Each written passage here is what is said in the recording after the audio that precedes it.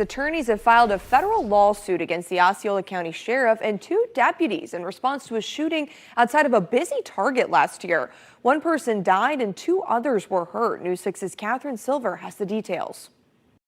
Surveillance video shows law enforcement surrounding a car in this Target parking lot and ultimately opening fire in April 2022.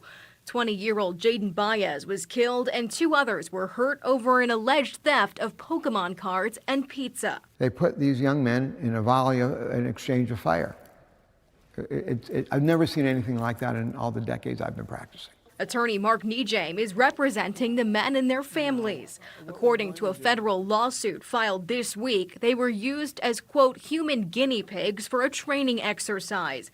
The document says the use of force was gratuitous, excessive, and deadly, and widespread and persistent policies at the sheriff's office allowed it to happen. What does justice look like for these families? Justice looks like getting this before a jury. When we get to a stage where certain law enforcement officers believe that they may be above the law by manipulation of documents or whatever else, we have trouble.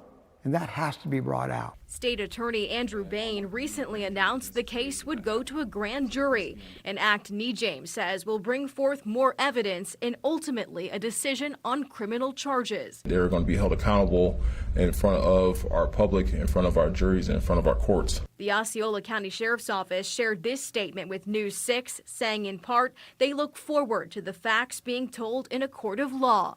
They also mentioned the individuals damaged police cars, injured a deputy, and made several others fear for their lives. It's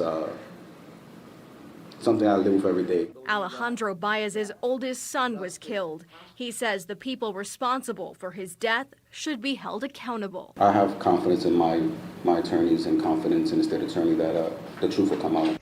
The state attorney's office declined to comment further on their open investigation. I'm told they're also looking into allegations of corruption and collusion, including claims that some of the reports related to this shooting were falsified. I'm Catherine Silver, getting results, News 6.